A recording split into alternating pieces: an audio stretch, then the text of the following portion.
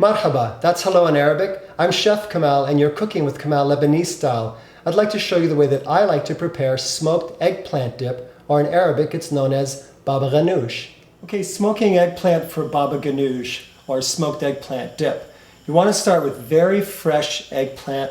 You want to find one that has a very nice green stem cap. Now what I like to do is you need to remove these outer leaves from the eggplant, but don't remove the stem cap because that's what we're going to be holding on to once we smoke this over the medium-high flame.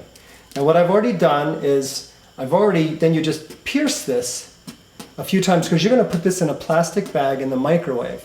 Now what that does when you put it in the plastic bag in the microwave is it softens it in advance.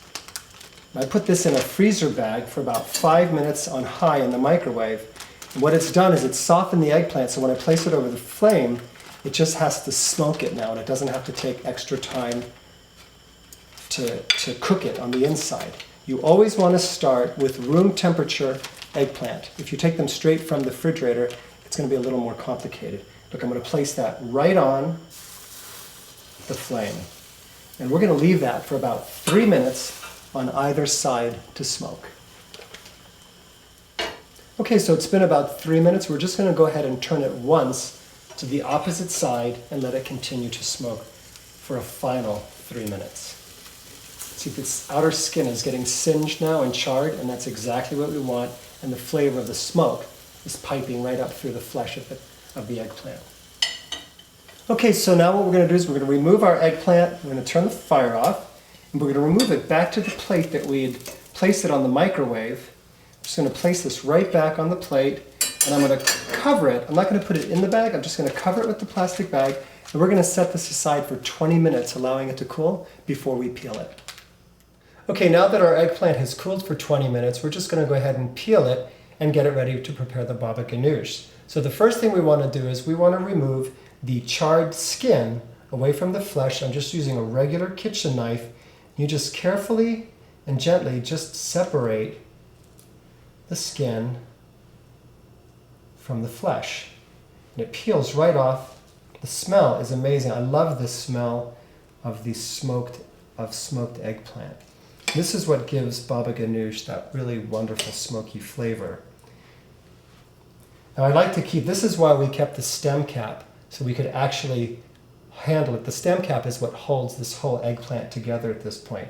We're going to remove that when we're done, but for now it's really handy to have on there, and that's why in the beginning I sort of asked you to keep it on there, because it's what we're going to use to pick up our eggplant. See, there we go, look at that, beautifully smoked. So you don't have to get every piece off because later we'll pick them off.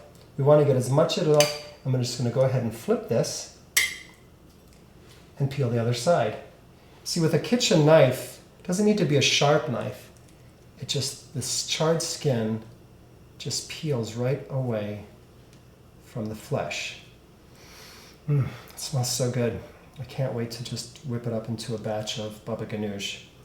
Now the nice thing is at this stage, once you finish peeling the skin away from the flesh, you can place this in a plastic bag if you want and freeze it for several weeks and then thaw it just before you want to make the baba ghanoush, or you can just go right ahead and make the baba ghanoush now.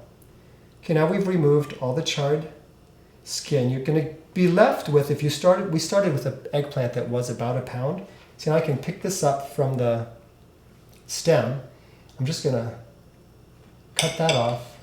We're going to transfer this to a colander and allow it to drain, pick out any little pieces of blistered skin, and at that point we're ready to go ahead and make our baba ghanoush or pop it in the freezer till later. Enjoy!